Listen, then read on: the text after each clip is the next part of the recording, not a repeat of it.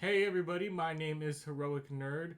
Welcome back to the Atlas Comics playlist, and today we're gonna be reading Phoenix or the Phoenix, the Man of Tomorrow, known as the Phoenix.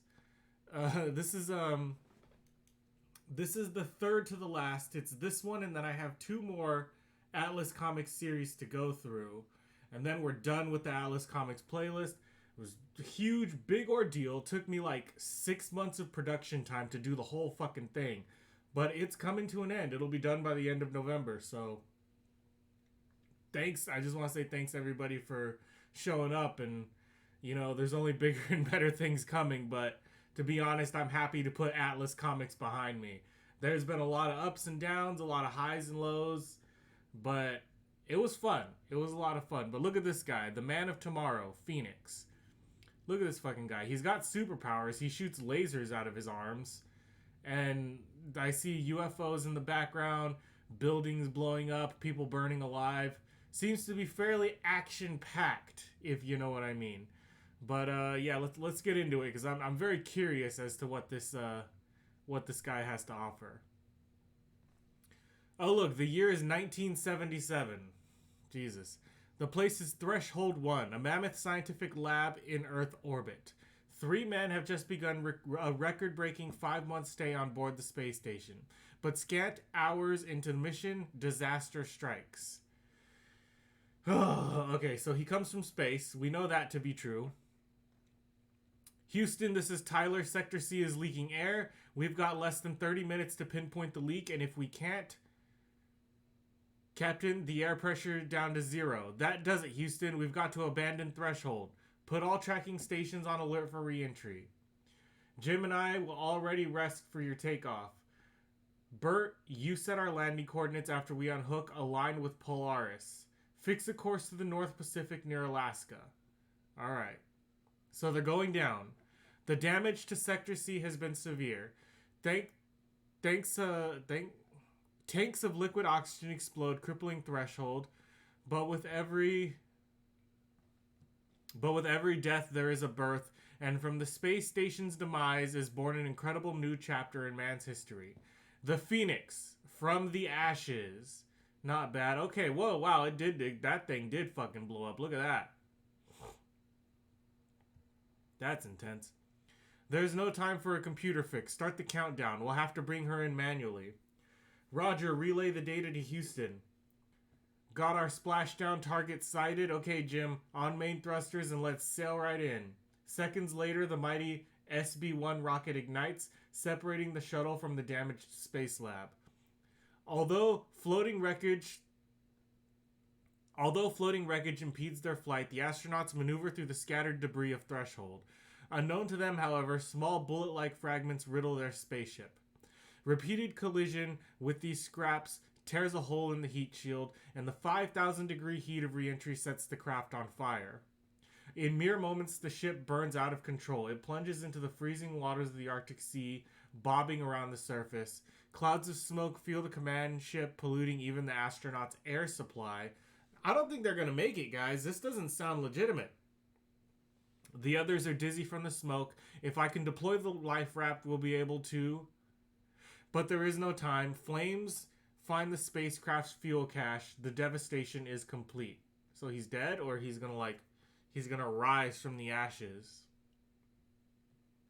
Caught in an awesome blast and stunned by the piercing bite of sub-zero temperatures, Ed Tyler lands a crumpled mass on a frozen beach in the Arctic wasteland, numb, near death. But the disaster had not gone unnoticed. In his last waking moments, the astronaut sees a strange sterile eye floating above him. The orb transmits pictures to a strange gathering not far from the stricken pilot. A most unfortunate accident. What is that, an alien? Their space program showed promise. This will set them back. That is true, Garen, but what of the human? Can we not transport him to an Earth hospital? You forget, Norrell. We are here only to observe. We must not interfere. It is against the law. Is the law your only concern, Hars? There is a wounded intelligence out there. We cannot allow it to die. Ooh, man, these guys look freaky. We have no choice. I am not insensitive, but it will ruin the experiment. Perhaps not, Dalen. Still, the past has shown most of these creatures unable to adjust to us. Circumstances has elected that the human die. It is not our place to contradict that decision. I disagree, Hars. Circumstances has cast him in our midst. No entity is beneath our concern. This reminds me a little bit of Green Lantern. These guys look like they might be in the Lantern Corps or whatever. We are a great race. It is our duty to look after lesser beings. What say you, Cetra? It is true. We are indeed great, but that is not the issue. Others will come in search of this creature. If they find him, they may find us as well. For that reason alone, we must remove the human. And so, moments later, with a crackling of static, 4 figures materialize around the stricken Earthman. His ship has vanished beneath the sea. When we take him within our complex, no trace of the accident will remain. Meanwhile, at NASA headquarters in Houston, did you pick up anything on radar yet? Not a thing. It's as if they vanished from the face of the Earth. Aliens are turning him into a phoenix. Alright, let me know as soon as you've got something. Sure, Chief. Meanwhile, what do I tell their wives? Ugh, I don't like that situation. Tell them we're doing the best we can. The very best we can. Whoa, what hit me? My head feels like it's on fire. You are awake. That is good. We were concerned you might not survive your wounds. Dear God, what in the name of all that is holy is going on? They're aliens, you fucking idiot. This is for you. Eat and be well. Never mind that. Who are you and where am I? Eat the shit, dude. Just eat it. Alien tells you to eat something and it's obviously like a fucking real alien. You eat that shit. Right now, that is unimportant. Your spaceship was destroyed. We saved your life. Yes, I remember now. The explosion. But where are my companions? Were they rescued? No. They are dead. You could have sugarcoated that a little bit. Give him like a buffer or something. Dead? Lord, Price stock their families. You need no longer concern yourself with them. Their ordeal is over. Yours is just beginning. Come with us. This is unreal, but I'll play along at least until I could find out who these people are and what they want with me. They don't want shit with you, homie. They're gonna turn you into a superhero. Minutes later, much to the Earthman's disappointment, this is absurd. I'm on trial? This meeting is held to determine the fate of astronaut Tyler. He represents a threat to our society. 3 of us will vote. The majority rules. Begin. Wait, they're putting him on trial for what? What did he do? And why does he threaten your society? Explain. Because this is not it's not a terribly put together story, but it's a sloppy story. You're not following thematic relevance, and you're not really following logical conclusions. And so you're throwing me off, motherfuckers. We saved this creature's life, but we cannot allow him to return to his world. Our existence must remain a secret. I vote we let him live, but never permit him to leave the complex. Do you agree, Nea? Should he entertain thoughts of escape, our presence would become known to all. We cannot take that chance. I vote death. If ever a man needed Owen Marshall, I've got to put a stop to this. Who the hell's Owen Marshall? Is that like a pop culture reference for the time? Excuse me, may I say a word on my own behalf? No, you may not. You will simply hear and accept the verdict of this council. Now it is my job to cast the deciding vote. Are you going to kill him? You went through all that trouble of saving him. You can't just kill him. Ed Tyler felt his muscles grow taut as the life and death question was debated. Cripes, I'm not going to let a bunch of zombies pass judgment on me. On the contrary, Mr. Tyler, you are our prisoner. You will do exactly as we say. The devils, they can read my mind. That does it. Kill me, do whatever you want with me. But rob me of my privacy, my thoughts, and I'll kick your moldy kissers from here to Antares. Mr. Tyler does not seem to understand. Indeed not, Neri.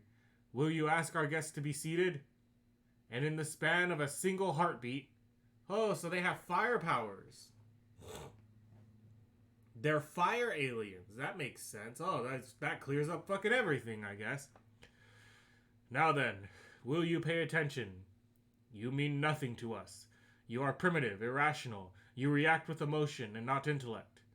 You and your people are not but wild animals, Mr. Tyler.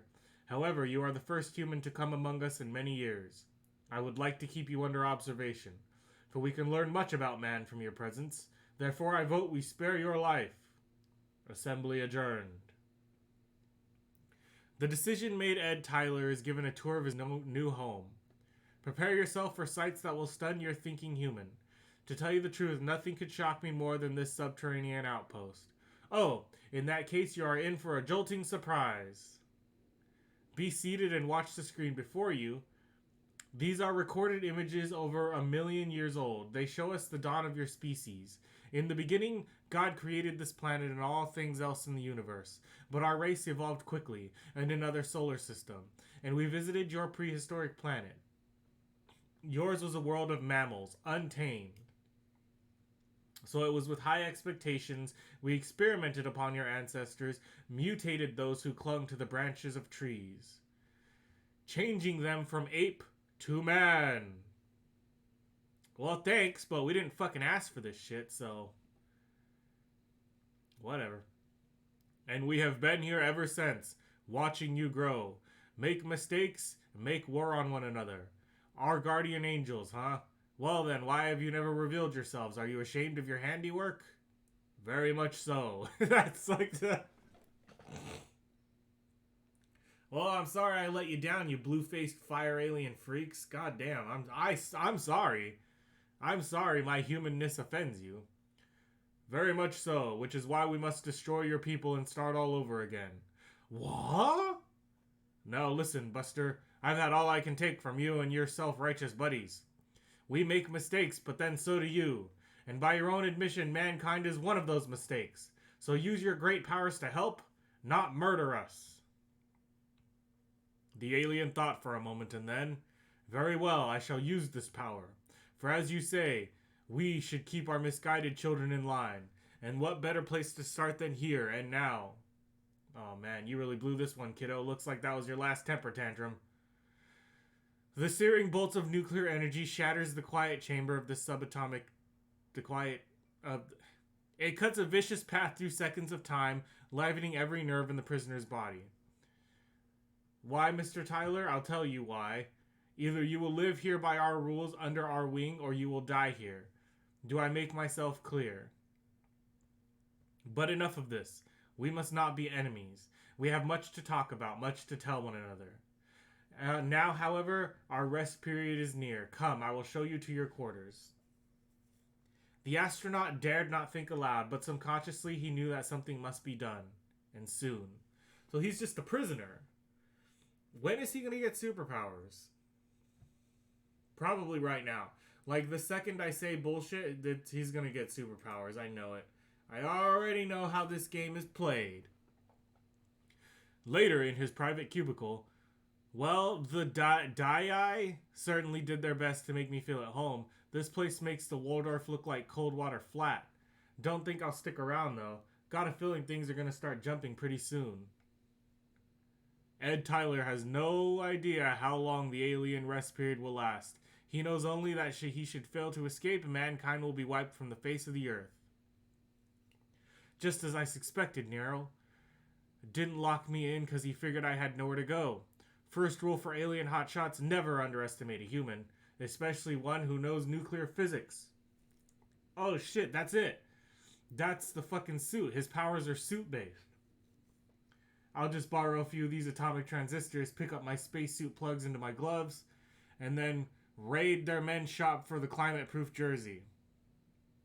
When I slip these over my flying gear, I'll be the most fashionable pilot in NASA corral. But more important, connected to my suit's wrist circuitry, this rig will make me more than a match for those sideshow freaks. Hey, you know what? I gotta agree with the guy. Like, they kidnapped him, they took him aboard the ship, and now they're refusing to let him leave? What the fuck is this? Why do I keep itching my nose? It's bothering me. It's like there's a hair up there or something. I don't know. What is the meaning of this, Earthman? Return at once to your quarters. Return or I shall be forced to... Forget it. As of this moment, I'm calling the shots. Stop.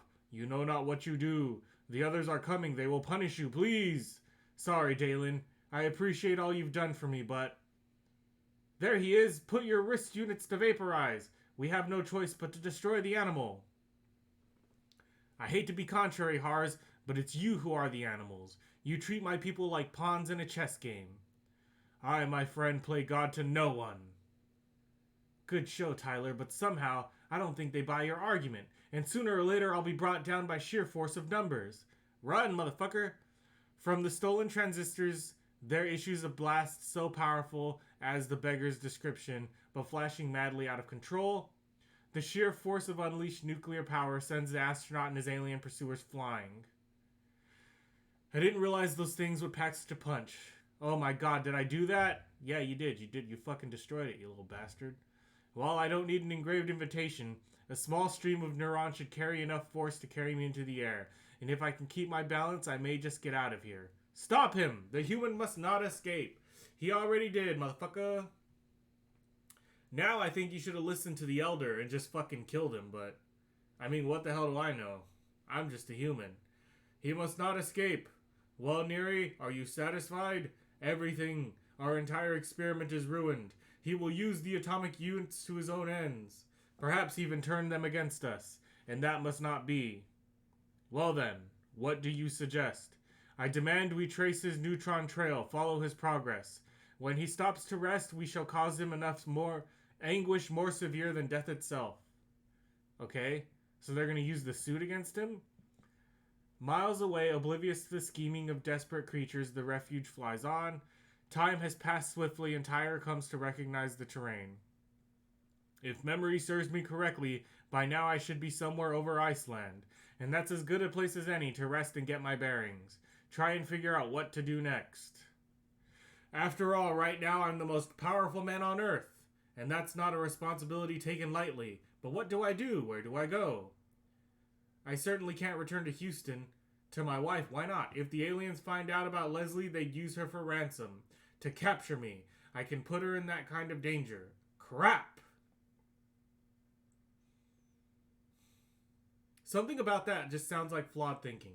But let's leave Tyler for a moment and turn our attention to 3 miles to the north. To the capital city of this island nation. It is early Saturday afternoon and the city of Reykjavik enjoys a refresh. Why the fuck would you make it so hard to say? In a pool heated by cores set deep below the bowels of the earth. Pipelines which channel heat from pools of lava that lay bubbling 9 miles below the surface of the city until... Steve, Witch, come here quick, something's heating the cores. The generator's gonna blow. To a complex series of generators set throughout the city, all is quiet, and then moments later, kaboom! You know, it's funny, I always wondered what I do with absolute power, and now I know, I do nothing but sit there and monologue. Dear God, the whole blasted city's falling apart. This is no time to think about the future. Thousands will die unless I do something. And then in a matter of seconds, the astronaut reaches the stricken Reykjavik. What is that, like Norwegian or something? I don't know. Okay, buddy, think if you hit the fissures with radiation. I'll seal them shut and stop the geysers. Still, something's not quite right about all this. Iceland has one of the strongest crusts on Earth. Why should it erupt? Mommy, help! And then these astronauts turns to his attention, and this is very poorly written. Okay, it's alright, honey, you're safe. Whatever. He saves the little girl, then he starts to feel something in the air. There's an energy. At what strength have you been showering the cores? The electron steam is set to factor 5. That is good, but let us now raise it to factor 8. Show astronaut Tyler a spectacle he'll soon not forget. So, I guess the aliens were the villains in this story the entire time. That's not the worst kind of situation. It's a guy, and he goes, and he has to use the power of the alien overlords against them. Kind of like a Ghost Rider type situation, but it's science fiction based instead of magical fantasy based. I don't know. Okay, my wrist unit is picking up bombardment of nuclear particles from up north. The aliens are behind this. That means all I need to do is intercept their beam, set up a negative electron flow, but he underestimates the strength of the alien beam. That does it. I'm gonna stop these apes from pushing us around. It might as well begin now. The two beams meet, and a deadly tug-of-war begins. At one end, a lone man. On the other end, a race of beings as old as the solar system. More power. The Earthling uses his body to block our beam. Factor 10. The strain. My hands are on fire, but I cannot give in. His resistance is too strong. Our readings are overloading. Quickly, we must evacuate. But Hars's warning goes unfinished. The control room of this ages-old outpost becomes the epicenter for an atomic holocaust. And in moments, half the underground Arctic complex is reduced to radioactive rubble. But the disaster in Reykjavik is far from over. Most of the people managed to escape into the hills, so now it's my job to try to put things back together. By destroying the surrounding molecules of air, I can create a vacuum and extinguish these fires, or blast new fissures into which the lava can be channeled. And the catastrophe well under control, the Man of Adam helps return the citizens to their homes. But along with everything else, his presence created quite a stir. Well, there's not much more I can do around here. I say, who are you? Do you know what caused the eruption? Sorry, friend. I'm afraid I know less about this than you do. I just happened to be in the neighborhood. It was aliens. The answer to that was aliens. That's what you're supposed to say. I've got to get away, back to the mountains. I need time to get my head together, think things out. Well, at least I don't have to worry about the aliens anymore. Except you do, because here they are, motherfucker, and they're coming back for your ass. But the truth be known, only a handful of aliens were caught in the Arctic blast. The others had been going about their business as usual, observing mankind. Now, however, there is grim determination. In their demeanor, no longer could they sit idly by and watch. We have suffered this day an awesome defeat at the hands of a human. This act of aggression cannot go unpunished, nor can we permit a primitive creature in possession of our technology to go free. Therefore, I propose we send out an expedition and find and teach this Earth creature a lesson. And then abort the experiment, destroy the planet. And soon thereafter, a compact transport sails from the alien Arctic recess. Carmine, I hate to keep bothering you, but... Leslie, I'm afraid there's nothing we can do but sit tight. There are hundreds of planes searching the north for your husband's ship. Look, I'll have Jim take you home. Go get some sleep. Speaking of which, there is one who cannot sleep. One whose soul is tormented, cursed by a heavy burden. How could I have been such a fool? I should have known the aliens wouldn't let me go away scot-free. Not without trying to stop me. But no, I went bumbling off and caused at least 100 people to die, a city to be demolished. Is that how I'm going to use my power? Be better? Mankind? By destroying it? Some hero you turned out to be, Tyler. And my wife. What kind of anguish must she be going through? Man, I wonder if Flash Gordon ever had problems like these. But problems for a man the world will come to know as the Phoenix are just beginning. But here next issue for the most awesome finale to an origin story in comics. So this is just the first part of his origin story. Honestly, it's a bit long-winded. It went along and it didn't really do much. I don't know if I like the Phoenix. I'm not sure. There's nothing particularly wrong with it, but there's nothing particularly great about it either, if you know what I mean. I don't know.